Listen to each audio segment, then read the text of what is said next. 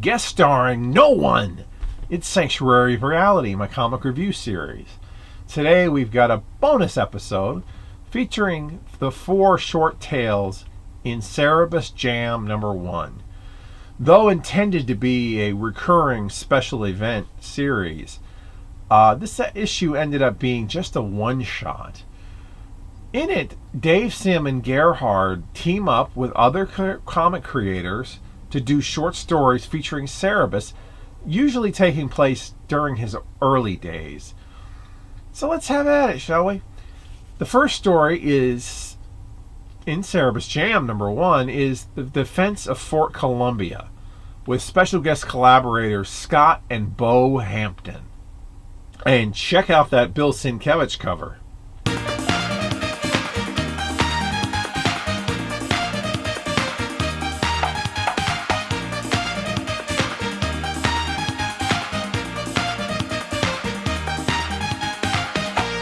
Following Cerebus to go get mercenaries to help guard their home of Fort Columbia, brothers Scott and Bo begin to argue about the quickest way to their destination, the creek or the woods. It's a lengthy debate, with each one of them staunchly claiming their way is the quicker way than their brother's way. Can Cerebus help settle their differences? And how long can the fort remain unguarded? I can't say I'm familiar with the work of the Hampton brothers whatsoever. Looking at their Wikipedia pages, they both have done a wide variety of comics and other media, none of which I've ever encountered, unfortunately. Judging solely by their work on this story, I think they've got very nice art styles.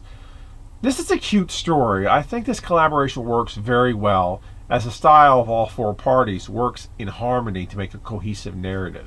It doesn't seem out of place in any regard. And it's, like I said, it's just a fun little tale. It's an interesting bit of sibling rivalry. Next is the first invention of armor, 1404, with special guest collaborator Murphy Anderson. In the year 1404, blacksmith Hagbad Spleen invents a suit of plate armor. He puts it on and heads off to show the king, when he encounters Cerebus and Bear on a bridge. Hagbad tells the mercenaries that their days are numbered thanks to his invention. They're unamused and quiz him on the flaws of his creation, all of which he's already thought of and corrected. Will Hagbad's iron clothing stand up to the pair's scrutiny? Murphy Anderson is one of those unsung heroes of comic history. He doesn't really get much the same love that Kirby or Ditko do, or Swan, or any of the other greats of the Silver Age, but he certainly commands plenty of respect from those aware of his work. I like this story. Cerebus gets a little more to do than he did in the first one, so that's a plus.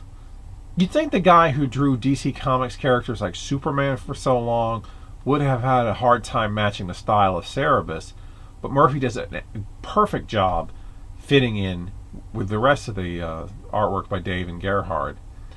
Next up is Squint Eye the Sailor, with special guest collaborator Terry Austin.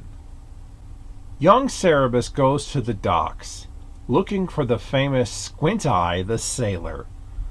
All he finds is a salty old sea dog who's of no help in finding the sailor, whom Cerebus wants to bend an iron bar to prove his strength. Suddenly, Pluto, a big bully, shoves the old man aside, leading to a confrontation between the pair. What's the old man's obvious secret? And what will he do with that iron bar? Terry Austin is mostly known for his excellent inking work, and Murphy Anderson from the prior tale is also a renowned inker. Coincidence?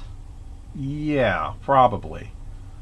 Terry's an excellent cartoonist as well, as you can tell from this story, and he has an affinity for Popeye, so hence the Popeye parody, homage, whatever you want to call it.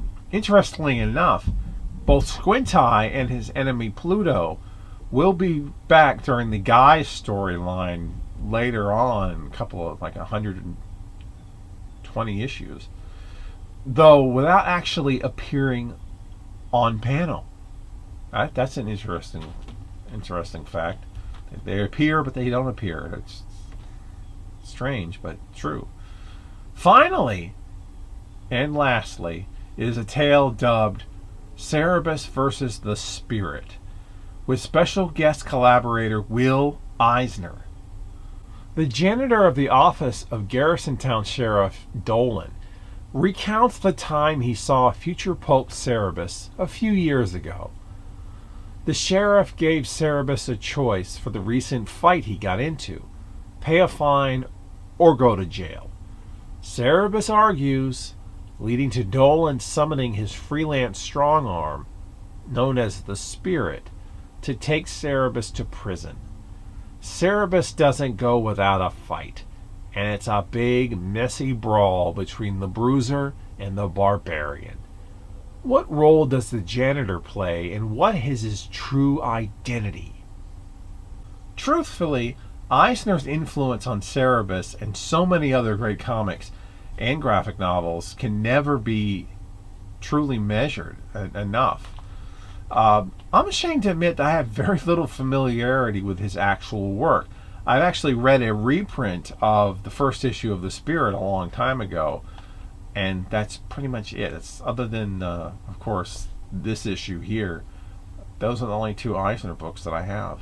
It's just, I don't know what stopped me from ever checking out more of The Spirit, which including the later stuff where it gets a lot better, or any of his groundbreaking graphic novels, like A Contract with God, for instance. I mean, that looks excellent, but why haven't I ever gotten it? I don't know.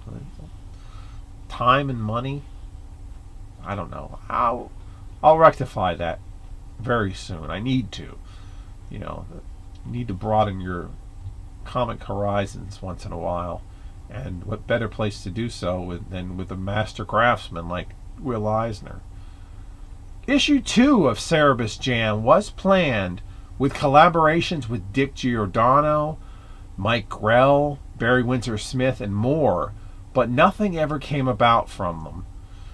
A collaboration intended for issue 2, another one, with Colleen Doran, actually ended up seeing print in Cerebus number 91, so we'll cover that one when we get to it.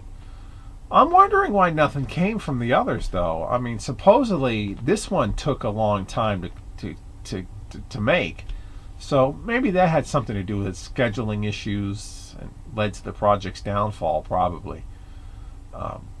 It definitely wasn't the stuff later on where Dave has basically become a pariah in the comics industry. This is still years away, a good 7 years off before that. So I'm sure there's an interesting story behind why there's no Cerebus Jam number 2. But number 1 is pretty cool issue by itself. On the next bonus video, which should come up after Church and State Volume 2 ends, after the end of Church and State completely probably, the Ninja Turtles team up with Cerebus. Got to check that one out whenever that comes out. These are irregular.